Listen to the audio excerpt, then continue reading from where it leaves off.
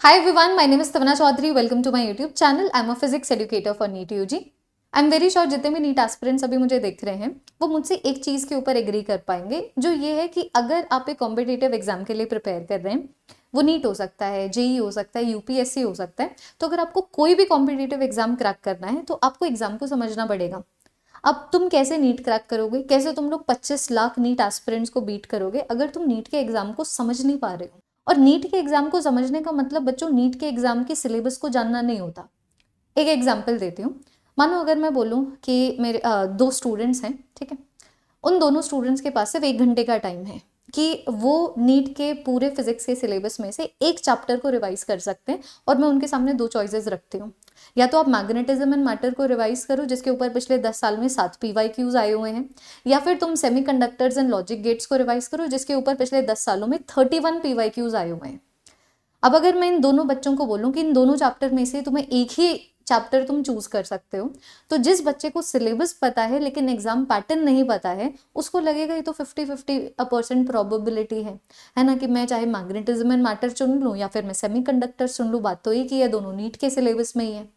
लेकिन जो बच्चा सिलेबस के साथ साथ एग्जाम पैटर्न को समझता है, वो ऐसा हो ही नहीं सकता कि वो मैग्नेटिज्म एंड मैटर को सेमीकंडक्टर्स एंड लॉजिक गेट्स के ऊपर रखे। ये डिफरेंस होता है कि तुम्हें नीट का सिलेबस तो पता है, तुम्हें अच्छे से पता है कि नीट के फिजिक्स सिलेबस में कितने चैप्टर्स हैं। ये जो वीडियो है वो तुम्हें बताएगा कि उस पूरे के पूरे सिलेबस में से कौन कौन से ऐसे चैप्टर्स हैं जिनके ऊपर तुम्हें और ज़्यादा फोकस करना है। क्योंकि देखो बच्चों, अगर तुम्हारे सिलेबस में कोई चीज़ है तो डेफिनेटली वो इंपॉर्टेंट तो है ही।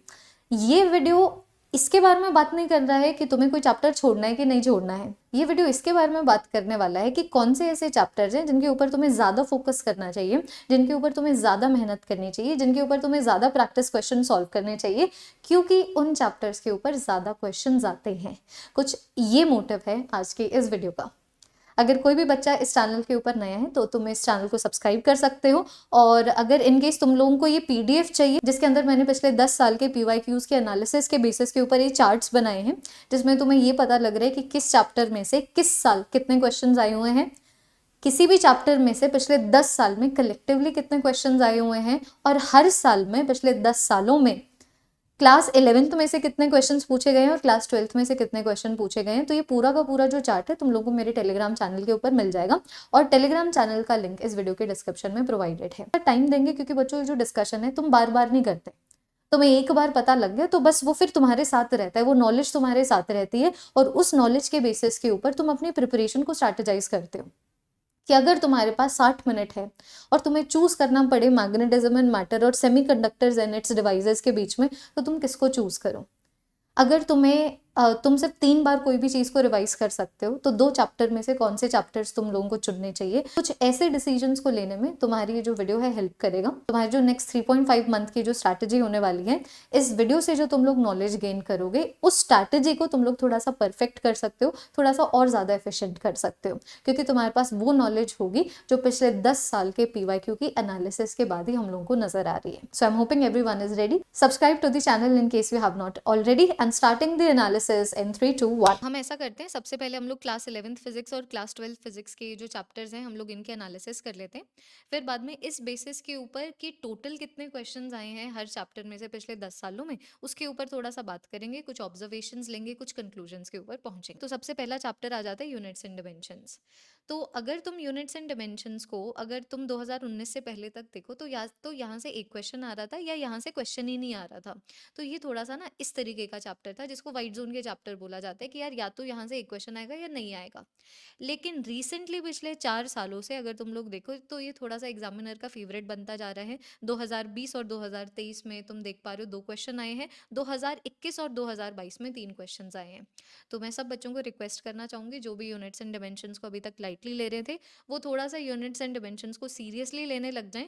यहाँ पर ऐसे टॉपिक्स हैं वर्नियर कैलिपर, स्क्रू गॉज, या फिर डिमेंशनल एनालिसिस की बात करूँ, ये कुछ ऐसे टॉपिक्स है जहाँ से हाई प्रोबेबिलिटी है क्वेश्चन के पूछे जाने की। फिर अगर मैं काइनेमैटिक्स की बात, तो यार ये तो ना हमेशा से ही इंपॉर्टेंट रहा है और होना भी चाहिए। काइनेमैटिक्स अगर नहीं इंपॉर्टेंट है तो क्या इंपॉर्टेंट है यार। अगर हमें ये नहीं पता लग रहा है कि बॉडी कैसे मूव करती है और उसके मोशन को किस तरीके से एक्सेलरेशन या फिर डी एक्सेलरेशन छेड़ सकता है, तो काफ़ी फिर बाद में आगे ऐसे चैप्टर्स हैं जिनको समझने में दिक्कत आ सकती है। तो मैं मानती हूँ काइनेमैटिक्स एक इम्पॉर्टेंट चैप्टर है। फिर अगर मैं लॉज़ ऑफ मोशन की बात करूँ तो देखो लॉज़ ऑफ मोशन में पहले 3-3 क्वेश्चन भी पूछे जाते थे। तो अगर तुम लोग देखो तो थोड़ा-सा पैटर्न में चेंज आया है। तो पहले जो न्यूटन लॉज़ ऑफ मोशन इतना इम्पोर्टेंट होता था, वहाँ से पिछले 4 सालों से एक-एक क्वेश्चन ही आ रहे हैं। अब अगर मैं वर्क एनर्जी पावर की बात करूँ तो यार प्लीज़ इन क्वेश्चन काउंट को मत देखना। भले यहाँ से एक कुछ ऐसा क्वेश्चन आ रहा है, लेकिन वर्क एनर्जी पावर के अंदर जो टॉपिक्स है ना, जैसे अगर मैं वर्क एनर्जी थ्योरम की बात करूँ, कंजर्वेशन ऑफ एनर्जी की बात करूँ, conservative and non conservative forces की बात करूँ, तो इसका जो एसेंस है, मतलब इनके जो कंसेप्ट्स हैं, वो फिजिक्स के और बहुत सारे चैप्टर्स हैं जिनके अंदर ये कंसेप्ट्स लगते हैं। तो अगर मानो तुम्हें वर्क एनर्जी पावर अच्छे से नहीं आता है, तो बहुत मुश्किल है कि तुम लोगों को वो वाले चैप्टर्स अच्छे से आए। तो मैं तो बोलूँगी वर्क एनर्जी एंड पावर को प्लीज़ प्रायोरिटाइज़ करना, काफ़ी रिलेवेंट चैप्टर है, इसको तुम लोग मिस आउट नहीं कर सकते। फिर अभी अगर मैं रोटेशनल मैकेनिक्स की बात करूँ तो देखो रोटेशनल मैकेनिक्स के ऊपर 3 क्वेश्चंस आते थे, 4 क्वेश्चंस आते थे। अभी अगर मैं पिछले 4 सालों की बात करूँ तो यहाँ से 1 से 2 क्वेश्चन हम लोगों को देखने को मिल रहा है। ग्रेविटेशन की बात करूँ तो ग्रेविटेशन से तो आ ही रहे हैं। देखो पहले भी 2-3 क्वेश्चन आते थे और अब भी हम लोग यहाँ पर देख पा रहे हैं कि हम लोगों को 2-3 क्वेश्चन ही देखने को मिल रहे हैं। प्रॉपर्टीज़ ऑफ सॉलिड्स की बात करूँ तो यार यहाँ से या तो क्वेश्चन आएगा ही नहीं, और इन केस अगर आएगा तो जनरली एक ही आएगा। बाकी एक्सेप्शन तो कभी भी प्रोड्यूस हो सकता है बच्चों, है ना? ह्यूमन एरर कभी भी आ सकता है, पर्सनल एरर कभी भी आ सकता है, तो वो एग्जामिनर में भी तो आ सकता है ना। तो देखो उन्होंने गलती से 2020 में फिजिक्स सेक्शन को इजी करने के लिए इस चैप्टर में से उन्होंने 2 क्वेश्चन दे दिए थे। अब अगर मैं प्रॉपर्टीज ऑफ फ्लूइड्स की बात करूं, जिसको फ्लूइड मैकेनिक्स भी तुम लोग बोल सकते हो, तो यहाँ से पहले से ही या तो 1 क्वेश्चन आएगा या 2 क्वेश्चन आएगा। इसका तो बिल्कुल सही ट्रेंड चल रहा है। थर्मल प्रॉपर्टीज ऑफ मैटर की बात करूं तो देखो थर्मल प्रॉपर्टीज ऑफ मैटर के ऊपर काफी क्वेश्चन आ रहे थे। देखो 2 क्वेश्चन आ रहे थे, 3 क्वेश्चन आ रहे थे। ना तो 2023 में इसके ऊपर क्वेश्चन आया है, ना ही 2022 में इसके ऊपर क्वेश्चन आया है। बाकी अगर मैं जनरल सेंस में बात करूं तो बच्चों थर्मल प्रॉपर्टीज ऑफ मैटर एक ग्रीन जोन का चैप्टर है, क्योंकि तुम देखो 2 से 3 क्वेश्चन तो यहाँ से आ ही रहे थे। There is a high probability, क्योंकि पिछले 2 सालों से नहीं आ रहे हैं इस चैप्टर के ऊपर क्वेश्चन, तो यहाँ से तुम 1 से 2 क्वेश्चन एक्सपेक्ट करके चल सकते हो 2024 के एग्जाम में। फिर अगर मैं थर्मोडायनामिक्स की बात करूँ तो थर्मोडायनामिक्स में पहले 2-2 क्वेश्चन भी आते थे। फिर लेकिन अगर मैं पिछले 5 सालों को देखूँ तो या तो यहाँ से 1 क्वेश्चन आ रहा है या यहाँ से क्वेश्चन ही नहीं आ रहे हैं। थर्मोडायनामिक्स तुम्हारा केमिस्ट्री में भी है और फिजिक्स में भी है, सो ये भी रीजन हो सकता है इस तरीके से जो हम लोग को थर्मोडायनामिक्स में फ्लक्चुएशंस देखने को मिल रही हैं। लेकिन अगर तुम फिजिक्स के थर्मोडायनामिक्स को कर लोगे तो डेफिनेटली तुम्हें केमिस्ट्री की तो आ ही जाएगी, और अगर केमिस्ट्री की अगर तुम्हें आती है तो फिजिक्स की आ जाएगी। और इनकेस अगर तुम्हें लगता है कि ऐसा नहीं है, तो ना तो तुम सही केमिस्ट्री टीचर से पढ़ रहे हो और ना ही तुम सही फिजिक्स टीचर से पढ़ रहे हो। So please change your educator अगर तुम्हें लगता है कि केमिस्ट्री और फिजिक्स की जो थर्मोडायनामिक्स है वो अलग अलग। अब अगर मैं केटीजी की बात करूँ तो यार बड़ा चिंगू सा बहुत ही छोटा सा चैप्टर है। तो यहाँ से जनरली एक ही क्वेश्चन आता है, लेकिन जिस साल एग्जामिनर को जो क्वेश्चन पेपर है, मानो अगर थोड़ा सा ईजी करना हो या फिर ऐसे ही, क्योंकि रैंडम होता है ना यार, तो फिर बाद में यहाँ से देखो एक साल में 2020 में जो काफ़ी इजी क्वेश्चन पेपर था, यहाँ से 3 क्वेश्चंस भी पूछे गए, और 2015 में यहाँ से 2 क्वेश्चन पूछे गए। ऑल्दो 2015 का जो क्वेश्चन पेपर था अच्छा क्वेश्चन पेपर था, लेकिन अगर हम लोग एक जनरल सेंस में बात करें तो यहाँ से तुम लोग एक क्वेश्चन एक्सपेक्ट करके चल सकते हो कि एक क्वेश्चन तो डेफिनेटली आएगा ही आएगा। सिंपल हार्मोनिक मोशन की बात करूँ तो देखो सिंपल हार्मोनिक मोशन भी ना छोटा सा ही चैप्टर है, यहाँ पर भी एक क्वेश्चन को ही तुम लोग एक्सपेक्ट करके चल सकते हो। अगर 2 क्वेश्चन आ जाते हैं जैसे 2021 में आए थे, या 3 क्वेश्चन आ जाते हैं जैसे 2019 में आए थे, तो उसको तुम लोग भगवान का हाथ समझना तुम्हारे सर के ऊपर।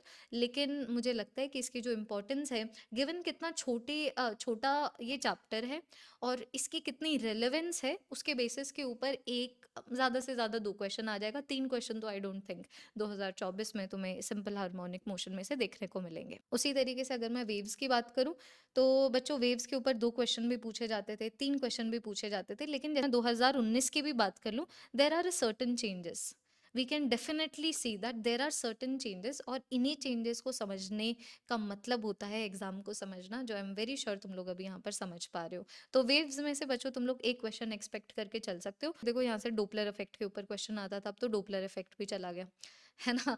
तो अभी आई डोंट थिंक यहाँ से 3 क्वेश्चन आएंगे, ज्यादा से ज्यादा 2 क्वेश्चन, वरना एक क्वेश्चन तुम लोग वेव्स में से एक्सपेक्ट करके चल सकते हो। उसी तरीके से अभी मानो अगर मैं एनालिसिस यहाँ पर क्लास 12 फिजिक्स के चैप्टर्स की करती हूँ, इलेक्ट्रोस्टैटिक्स को ना हमें कलेक्टिवली स्टडी करना चाहिए। कि अगर मैं कलेक्टिवली देखूँ तो यार ये एक इंपॉर्टेंट यूनिट है। तुम देखो कलेक्टिवली इस यूनिट में से जो क्वेश्चंस हैं जरा सा देखना, यहाँ पर 4, यहाँ पर 2, यहाँ पर 2, यहाँ पर 2, यहाँ पर 2, यहाँ पर 3, यहाँ पर 5, यहाँ पर 6, यहाँ पर 4, यहाँ पर 4, तो पिछले 5 सालों में, है ना? एक ट्रेंड चेंज तुम लोग देख पा रहे होगे कि पहले तो ज़्यादा से ज़्यादा 3 क्वेश्चन आते थे, इस साल 4 क्वेश्चन आए थे, वरना ट्रेंड ये चल रहा था कि या तो ज़्यादा से ज़्यादा जो क्वेश्चन आएँगे 3 क्वेश्चन आएँगे। बट फिर बाद में एक चेंज हम लोगों को देखने को मिल रहा है 2019 के एग्ज़ाम से 2020 के एग्ज़ाम से, कि थोड़ा-सा इम्पोर्टेंस दिया जा रहा है इलेक्ट्रोस्टैटिक्स के इस यूनिट को। जैसे कि तुम खुद देख लो 2021 में यहाँ से 6 क्वेश्चंस पूछे गए थे। तो काफ़ी ईज़ी सा यूनिट है, मुझे नहीं लगता डिफ़िकल्ट यूनिट है। जैसे कि मैंने बताया यार, वर्क एनर्जी पावर भगवान है।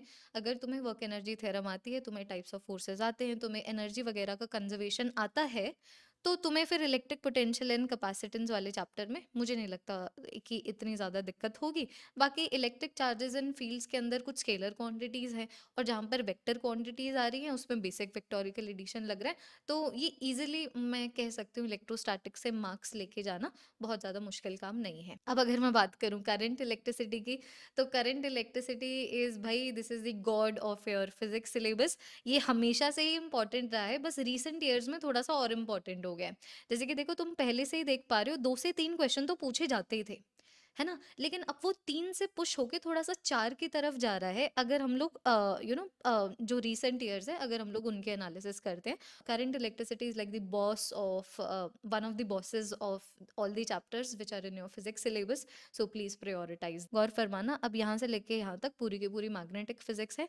तो मैग्नेटिक फिजिक्स में मूविंग चार्जेस एंड मैग्नेटिज्म की बात करूँ तो भाई ये हमेशा से चैप्टर इंपॉर्टेंट था। देखो, पहले भी 2 से 3 क्वेश्चन तो पूछे जा ही रहे थे, है ना? अब वो एक बार 4 तक भी पुश हो चुका है, लेकिन मुझे नहीं लगता कि 4 क्वेश्चन को देखने की प्रोबेबिलिटी है इतनी ज़्यादा 2024 के एग्जाम में। तुम यहाँ से मान लो 2 से 3 क्वेश्चन तुम लोग एक्सपेक्ट करके चल सकते हो। मैग्नेटिज्म एंड मैटर की बात करूँ तो यार बहुत छोटा चैप्टर है, और अब तो अर्थ्स मैग्नेटिज्म भी हट गया, है ना? तो तुम देख पा रहे हो कि अगर मैं इस चैप्टर की बात करूँ तो या तो यहाँ से क्वेश्चन ही नहीं पूछे जाते, और इनकेस अगर क्वेश्चन पूछा जाता है तो ज़्यादा से ज़्यादा एक क्वेश्चन पूछा जाता है। मुझे नहीं लगता कि यहाँ से 2 क्वेश्चन पूछे जाएंगे। फिर अब अगर मैं इलेक्ट्रोमैग्नेटिक इंडक्शन की बात करूँ तो देखो, इलेक्ट्रोमैग्नेटिक इंडक्शन में से तुम 1 से 2 क्वेश्चन तो बच्चों डेफिनेटली एक्सपेक्ट करके चल सकते हो। ये काफ़ी ना मतलब ये काफ़ी ट्रेंड से थोड़ा-सा हटके था कि इतने छोटे से चैप्टर में से 3 क्वेश्चन आ गए 2023 में। लेकिन यार डेफिनेटली 2019 के बाद एक ट्रेंड आया है, मतलब ट्रेंड में चेंज आया है। वैसे मैं अगर मैं अल्टरनेटिंग करंट की बात करूँ तो देखो, पहले तो ज़्यादा भाव दिया नहीं गया है 2019 तक तो। या तो 1 क्वेश्चन आ रहा है, ज़्यादा से ज़्यादा 2 क्वेश्चन आ गए, 2 साल तो क्वेश्चन ही नहीं आया। लेकिन जैसे ही पैटर्न में चेंज आया है तो करंट इलेक्ट्रिसिटी के ऊपर 3 भी क्वेश्चंस पूछे गए हैं, 2 भी क्वेश्चंस पूछे गए हैं। तो मेरे हिसाब से तुम यहाँ से ना, मतलब ज़्यादा प्रोबेबिलिटी तो है कि एक ही क्वेश्चन आए, लेकिन ऐसा हो सकता है कि 2 क्वेश्चन आए। और बिल्कुल मान लो अगर तुम लकी हो मानो तुमने अल्टरनेटिंग करंट बहुत अच्छे से किया है और तुम बिल्कुल लकी हो, तो ऐसा हो सकता है यहाँ से 3 क्वेश्चंस आ जाए। वैसे अगर मैं इलेक्ट्रोमैग्नेटिक वेव्स की बात करूँ तो मुझे लगता है एक ऐसा चैप्टर है जहाँ से मार्क्स को बटोरना बच्चों बहुत ज़्यादा ईजी है। बट ये ना छोटे-छोटे से टॉपिक्स हैं, और ये जो छोटे-छोटे टॉपिक्स है ज़्यादा दिमाग पे नहीं लगता, और फिर बाद में जो चीज़ें हैं इस चैप्टर में वो याद रखने वाली है। अब यार तुम लोग डॉक्टर बनने वाले हो, बायोलॉजी है तुम्हारा एज अ सब्जेक्ट, तो आई डोंट बिलीव कि जब चीज़ें मेमोराइज करने वाली होती है तो तुम लोगों को इतना ज़्यादा दिक्कत आता है। अब अगर मैं रे ऑप्टिक्स की बात करूँ, so now we all are aware of this, कितना इंपॉर्टेंट रे ऑप्टिक्स है, हमेशा से ही रहा है। चाहे मैं 2020 से पहले की बात करूँ या फिर 2020 के बाद की बात करूँ, तुम देखो, तुम यहाँ से 3 से 2 क्वेश्चन तो तुम लोग एक्सपेक्ट करके चल ही सकते हो। वैसे ही बच्चों, अगर मैं वेव ऑप्टिक्स की बात करूँ तो कुछ इस तरीके का ट्रेंड चल रहा है कि पहले 3 क्वेश्चंस भी आए हुए हैं, 2 क्वेश्चंस भी आए हुए हैं, लेकिन जब हम पिछले 5 सालों को देखते हैं तो जनरली एक क्वेश्चन आ रहा है कि resolving power of optical instruments अभी हट चुका है, क्योंकि वहां से तो एक क्वेश्चन हम लोगों को जनरली देखने को मिलता ही था। तो अब फिर मुझे बोलना चाहिए आई वोंट बी सरप्राइज्ड अगर मुझे यहाँ पे दो क्वेश्चंस देखने को मिले। और फिर बाद में अगर बच्चों मैं मॉडर्न फिजिक्स की बात करूँ तो सबसे पहले आ जाता है dual nature. All hello the dual nature, हम सबको पता है बॉस चैप्टर है ये, 2 ही टॉपिक्स हैं इसमें लिटरली। मतलब वैसे तो छोटे छोटे टॉपिक्स हैं ही, लेकिन जो 2 मेन टॉपिक्स होते हैं ना, उनमें से एक मेन टॉपिक है फोटो इलेक्ट्रिक इफेक्ट, और दूसरा मेन टॉपिक हमारा आ जाता है डी ब्रोगली वेव्स, है ना, डी ब्रोगली वेव्स और उसकी वेवलेंथ। तो 2 ही क्वेश्चन हम लोग देख के चल रहे हो, तो एक फोटो इलेक्ट्रिक इफेक्ट के ऊपर होता है, एक डी ब्रोगली वेवलेंथ के ऊपर होता है। वो बहुत ही रेयर सिनारियो होता है कि इन दोनों टॉपिक्स में से एक टॉपिक के ऊपर क्वेश्चन ना आए। बाकी मान के चलो कि हाई प्रोबेबिलिटी है कि 2024 के एग्जाम में एक क्वेश्चन आएगा डी ब्रोगली वेव्स में से, और बच्चों एक क्वेश्चन आ जाएगा फोटो इलेक्ट्रिक इफेक्ट में से। एटम्स के चैप्टर की बात करूँ, बड़ा छोटा सा चैप्टर है, तुम्हारी क्लास 11th केमिस्ट्री का जो चैप्टर नंबर 2 है स्ट्रक्चर ऑफ एटम, उससे काफ़ी मिलता जुलता ये चैप्टर है। यहाँ से जेन्युइनली अगर मैं बात करूँ तो एक ही क्वेश्चन एक्सपेक्टेड है। वैसे अगर मैं न्यूक्लियर चैप्टर की बात करूँ तो भाई न्यूक्लियर चैप्टर देखो पहले तो ज़्यादा इंपॉर्टेंट था नहीं, ये देख लो 2019 से पहले या तो एक क्वेश्चन आता था या नहीं आता था। 2014 में आया था 2 क्वेश्चन, लेकिन उसके बाद या तो 1 क्वेश्चन आ रहा है, 2 क्वेश्चन आ रहा है, यहाँ पर 3 क्वेश्चन आ रहे हैं। तो अभी मैं बोल रही हूँ बिकॉज़ यहाँ पर न्यूक्लियर में से रेडियो एक्टिविटी वगैरह हट गया ना, alpha decay, beta decay, gamma decay हट गए, तो मुझे बिल्कुल भी नहीं लगता कि यहाँ से 3 क्वेश्चन पूछे जाएंगे जैसे 2021 में पूछे गए थे। 2 क्वेश्चन आना भी थोड़ा सा लकी सिनारियो हो जाएगा उस बच्चे के लिए जिसको न्यूक्लियर चैप्टर आता है। बाकी यहाँ से मैं तो कह के चलूंगी कि 1 क्वेश्चन एक्सपेक्ट करके चलो, है ना। और अगर मैं सेमीकंडक्टर्स एंड डायोड्स की बात करूँ तो तुम्हारे पूरे के पूरे सिलेबस का सबसे इम्पॉर्टेंट चैप्टर, इसके अंदर सेमीकंडक्टर्स, डायोड्स, अब तो देखो इसके अंदर ट्रांजिस्टर भी आता था, वो ट्रांजिस्टर भी हट गया है ना। तो ट्रांजिस्टर के ऊपर हर साल एक क्वेश्चन आता था, तुम देख पा रहे हो ना यहाँ पर, इन हर साल में एक ना एक क्वेश्चन ट्रांजिस्टर के ऊपर है ही। अब वो ट्रांजिस्टर भी हट गया, तो मैं ये तो नहीं बोलूँगी 5 क्वेश्चन तुम एक्सपेक्ट करके चल सकते हो, लेकिन हाँ यहाँ से 3 क्वेश्चन तो लेके चलो यार। देखो एक क्वेश्चन लॉजिक गेट्स में से डेफिनेटली आ रहा है, एक क्वेश्चन तुम्हारा डायोड में से डेफिनेटली आ रहा है, तो तीसरा क्वेश्चन भी कहीं से आ जाएगा, बड़े इंपॉर्टेंट टॉपिक्स हैं इसके अंदर। तो 3 क्वेश्चन तुम लोग एक्सपेक्ट करके सेमीकंडक्टर्स एंड डायोड्स में से तो तुम लोग एक्सपेक्ट करके चल सकते हो, ठीक है। अब ये तो हम लोगों ने चैप्टर वाइज बात कर लिया है। अब मानो अगर मैं ये देखूं कि पिछले 10 सालों के बेसिस के ऊपर क्लास 11th फिजिक्स हावी पढ़ रही है क्लास 12th फिजिक्स के ऊपर, या फिर क्लास 12th फिजिक्स हावी पढ़ रही है क्लास 11th फिजिक्स के ऊपर, तो यार देखो पहले, है ना, अगर मानो मैं यहाँ पर ये वाली लाइन बना दूँ 2020 और 21 को सेपरेट करती हुई, तो मैं देख पा रही हूँ कि पहले, है ना, 2020 के अलावा पहले क्लास 11th फिजिक्स और क्लास 12th फिजिक्स में ज़्यादा कोई डिफरेंस नहीं था। जैसे कि अगर मानो तुम 45 डिवाइडेड बाई 2 करो, है ना, कितना आ जाता है, 22.5 आ जाता है। तो बस ये थोड़ा सा 2-3 क्वेश्चन ऊपर नीचे हो रहे थे, बाकी मतलब एक इवन नेचर मुझे देखने को नजर आ रहा है ना। 2020 में थोड़ा सा मामला थोड़ा सा इधर उधर हुआ है, लेकिन उससे पहले अगर मैं बात करूं तो मुझे एक इक्वल डिस्ट्रीब्यूशन नजर आ रहा है। लेकिन अभी रिसेंटली अगर मैं लेकिन अगर मैं रिसेंटली पिछले 4 सालों की ही बात करूं, तो तुम देखो जो क्लास 12th फिजिक्स है पूरी की पूरी डोमिनेट कर रही है। 2020 में देखना 45 क्वेश्चंस आए थे, उसमें से 18 क्वेश्चंस थे क्लास 11th फिजिक्स के और 27 क्वेश्चंस थे क्लास 12th फिजिक्स के। ऑब्वियस सी बात है, इसको डोमिनेट करना बोलते हैं। लेकिन अभी जब से 50 क्वेश्चंस आने लगे हैं, तब तो भाई अलग लेवल के ऊपर तुम्हारी क्लास 12th फिजिक्स डोमिनेट कर रही है। ये देखो इतने क्वेश्चंस पूछे गए थे इतने क्वेश्चंस पूछे गए थे क्लास 11th फिजिक्स में से, 50 क्वेश्चंस में से। तो इतने क्लास 11th फिजिक्स के, इतने क्लास 12th फिजिक्स के, तो ये तो मतलब ये बहुत बड़ा डिफरेंस है। तो मैं रीसेंट के 3 ईयर को, तो अगर मैं रीसेंट के 3 सालों को देखूं तो डेफिनेटली जो हमारी क्लास 12th फिजिक्स है वो थोड़ा सा हावी पड़ रही है। तो प्लीज़ क्लास 12th फिजिक्स के ऊपर थोड़ा सा ध्यान दीजिएगा। अब हम लोग थोड़ा सा अगर कंक्लूजन्स के ऊपर आए, तो मैं अभी यहाँ पर ये देख पा रही हूँ कि यहाँ पर मैं चैप्टर्स को ना 4 कैटेगरी में डिवाइड कर सकती हूँ। अगर मानो मैं एक ऐसी कैटेगरी लूँ जिसमें पिछले 10 सालों में से 25 से ऊपर क्वेश्चंस आए हैं, है ना, तो वो होगी सबसे इंपॉर्टेंट कैटेगरी कि भाई तुम ये वाले यूनिट को या फिर तुम ये वाले चैप्टर को तो स्किप कर ही नहीं सकते। जैसे कि उसके अंदर काइनेमैटिक्स आ जाता है क्लास 11th फिजिक्स का, और उसके अंदर करंट, इलेक्ट्रिसिटी, रे ऑप्टिक्स और सेमीकंडक्टर्स एंड डायोड्स आ जाता है क्लास 12th फिजिक्स का। और यही मुझे लगता है यही रीज़न भी है, क्योंकि तुम देखो यहाँ पर 3 रेड चैप्टर्स हैं, यहाँ पर एक रेड चैप्टर है, और मुझे लगता है ये एक रीज़न बन चुका है क्यों जो क्लास 12th फिजिक्स है वो ज़्यादा डोमिनेट कर रही है पिछले 3-4 सालों से। ठीक है, तो ये ऐसे चैप्टर्स है बच्चों जिनको बिल्कुल बाय हार्ट लेना। मोशन इन 1 डायमेंशन और मोशन इन 2 डायमेंशन में कोई सिग्निफिकेंट डिफरेंस नहीं है। जो भी बच्चा मुझसे पढ़ा है उनको अच्छे से पता है, मोशन इन 1 डायमेंशन के कंसेप्ट्स में बस एक वेक्टोरिकल एडिशन ऐड करना होता है और आपका मोशन इन 2 डायमेंशन बन जाता है। तो काइनेमैटिक्स को सीरियसली लीजिएगा, इन तीनों चैप्टर्स को सीरियसली लीजिएगा। तो ये तो होगी पहली कैटेगरी, है ना। अब दूसरी कैटेगरी होगी जिनके ऊपर जो क्वेश्चन है 20 से ऊपर आए हैं लेकिन 25 से कम, है ना। तो उनको मैंने डार्क ग्रीन में सिग्निफाई कर दिया। तो वो आ गया मेरे पास, रोटेशनल मैकेनिक्स आ गया, ग्रेविटेशन आ गया, वेव्स आ गया, फिर इलेक्ट्रिक पोटेंशियल एंड कैपेसिटेंस आ गया, मूविंग चार्जेस एंड मैग्नेटिज्म आ गया। तो ये जो अभी मैं तुम लोगों को ये जोन्स बता रही हूँ पिछले 10 साल के एनालिसिस के बेसिस के ऊपर है, पिछले 15 साल के एनालिसिस के बेसिस के ऊपर नहीं है, पिछले 30 साल के एनालिसिस के बेसिस के ऊपर नहीं है। ये जो रीसेंट 10 ईयर्स के जो नीट के क्वेश्चन पेपर्स हैं उनके बेसिस के ऊपर मैं तुम्हें बता रही हूँ कि सबसे इंपॉर्टेंट तो ये रेड वाले हो गए, फिर ये डार्क ग्रीन वाले आ गए, फिर अगर मैं लाइट ग्रीन वाले चैप्टर्स की बात करूँ तो ये वो चैप्टर्स हैं जिनके ऊपर जो क्वेश्चन है 15 से ऊपर पूछे गए हैं। तो 15 से ऊपर का मतलब तुम समझ रहे हो, 15 क्वेश्चन पिछले 10 सालों में पूछे गए हैं, है ना। इसका मतलब क्या कि हर 3 साल में, हर 2 साल में 3 क्वेश्चंस पूछे जा रहे हैं, वो चाहे 1+2 करके हो या वो 2+1 करके हो या फिर वो 0+3 करके, ऑल्दो बड़ा रेयर सिनेरियो है। लेकिन अभी मैं उन चैप्टर की बात कर रही हूँ जहाँ से एक क्वेश्चन या फिर 2 क्वेश्चन आने की प्रोबेबिलिटी बिल्कुल सेम है ना। तो वो ना तो बिल्कुल इतने इंपॉर्टेंट है जो बिल्कुल प्योरली रेड में ना ये इतने इंपॉर्टेंट नज़र आ रहे हैं जो डार्क ग्रीन में है, लेकिन ये इंपॉर्टेंट है ना। यहाँ से तुम 1 या फिर 2 मार्क्स जो है, 1 या फिर 2 क्वेश्चन को आसानी से देख सकते हो, 4 और 8 मार्क्स को इजीली बटोर सकते हो, जिसके अंदर आ जाता है यूनिट्स और dimensions, laws of motion, work energy and power, जिसके अंदर फिर बच्चों यहाँ पर आ जाता है मेरे पास वेव ऑप्टिक्स और dual nature of radiation and matter, और यहाँ पर इलेक्ट्रिक चार्जेस एंड फील्ड्स। फिर मेरे पास और जो चैप्टर्स हैं, उन चैप्टर में से जो क्वेश्चन है ना बच्चों, पिछले 15 सालों में, सॉरी पिछले 10 सालों में 15 से कम क्वेश्चंस आए हैं।